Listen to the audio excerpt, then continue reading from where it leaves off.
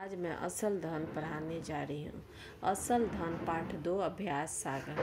तो चलिए बच्चों, सबसे पहले हम लोग क्वेश्चन नंबर 1 देखते हैं। नीचे दिए गए वाक्यों को ध्यान से पढ़िए। दुख और आश्चर्य से पूछा, मेरा दोष क्या है। तो बच्चों, यहाँ हम लोग देख रहे हैं दुख और आश्चर्य। तो क्या पढ़ना है, तो देखिए तत्सम शब्द। क्या पढ़ना है? तत्सम और तद्भव। तो चलिए आगे। सबसे पहले हम लोग यह देखिए, आप लोग 7th क्लास में पढ़े ही होंगे। उत्पत्ति या स्रोत के आधार पर शब्द के 4 भेद होते हैं: तत्सम, तद्भव, देशज और विदेशज। तो यही हम लोग को यहाँ पर तत्सम और तद्भव शब्द पढ़ना है। तो सबसे पहले तत्सम किसे कहते और तद्भव किसे कहते, इसकी परिभाषा जान लेना आवश्यक है।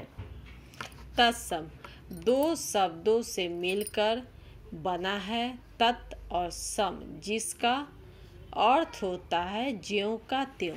तत्सम शब्द 2 शब्दों से मिलकर बना है, तत् और सम, जिसका अर्थ होता है ज्यों का त्यों।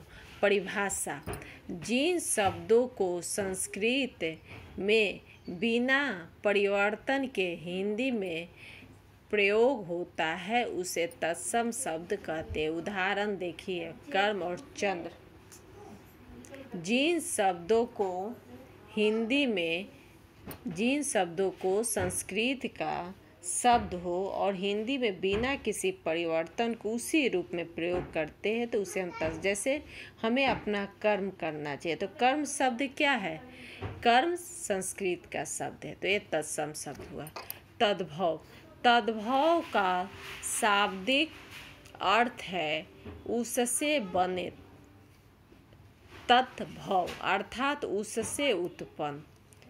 तो देख लीजिए परिभाषा: संस्कृत का जो शब्द रूप परिवर्तन करके हिंदी में प्रयोग होता है उसे तद्भव। संस्कृत का जो शब्द रूप परिवर्तन करके हिंदी में प्रयोग होता है उसे तद्भव कहते हैं। जैसे कर्म संस्कृत का शब्द है बच्चों, पहले ही तत्सम में समझाए थे, और उसका रूप परिवर्तन करके काम प्रयोग होता है, हमें अपना काम करना चाहिए, तो यह क्या हो गया? तद्भव। दूसरा चंद्र है, इसका रूप परिवर्तन करके चंद्रमा बनाते, यह तद्भव हो गया। तो बच्चों, हम लोग तत्सम और तद्भव की परिभाषा को समझ लिए।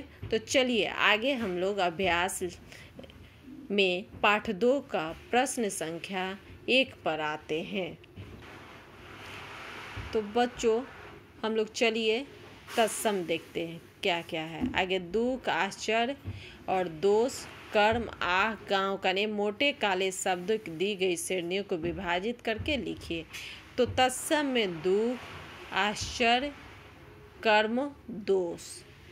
तत्सम में दुख, आश्चर्य, कर्म और दोष। तद्भव में आँखों, गांव, कान, ये तद्भव हो गया। तो बच्चों, अब क्वेश्चन नंबर 2 पर आते हैं। निम्नलिखित शब्द समूहों में तत्सम शब्द पर घेरा लगाइए। घेरा लगाना, तत्सम शब्द किसे कहते हैं? जो संस्कृत का शब्द बिना किसी परिवर्तन के हिंदी में प्रयोग होता है। तो मयूर में लगाए, ख में जीहा में लगाए और ग में हम लोग सूर्य में लगाए। अब देखिए यहाँ आ रहा निम्नलिखित शब्द समूहों में से तद्भव शब्द पर घेरा। तद्भव देखिए काठ में लगाएं, दही में, ख में दही में लगाएंगे और ग में हम लोग मोड़ पर लगाएंगे। देखिए मोड़, मयूर से मोड़ बना है। अब देखिए खंड क के तत्सम शब्दों को मिलान ख में उनके तद्भव रूप से कीजिए। अश्रु से आंसू को मिलाए हैं, क्षेत्र से खेत को मिलाए हैं, निद्रा से नींद को मिलाए हैं, जिहा से जीव और अच्छी से आँख। अब देखिए निम्नलिखित वाक्यों में उचित शब्दों द्वारा पूरा कीजिए। जैसे मेरे पाँव में, ऐसा शब्द हम लोग को प्रयोग करना है जो उचित हो। या तो संस्कृत का भी शब्द, संस्कृत यानी तत्सम का भी शब्द हो सकता है या तद्भव का भी शब्द हो सकता है। जैसे मेरे पाँव में चुभ गया, तो हमेशा हम लोग साधारण बोलचाल में कांटा कहते हैं। पेड़ के डैश गिर गए, पत्र और पत्ते, तो पत्ते ही हम लोग बोलते हैं। वे कल प्रवेश करेंगे। क्या प्रवेश करेंगे? गृह प्रवेश करेंगे। घर प्रवेश नहीं कहा जाता बच्चों, गृह प्रवेश कहा जाता है। रावण के सिर थे, 10 सिर थे।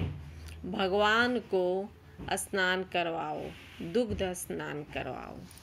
तो बच्चों एक क्वेश्चन नंबर 5। अब हम लोग 6 में आते हैं।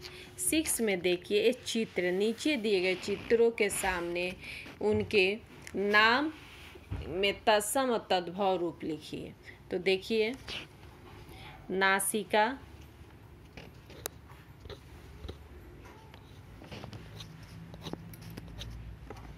नासिका और नाक, सूर्य और सूरज, ये क्या है? पत्र, पत्ता, पादप, पेड़,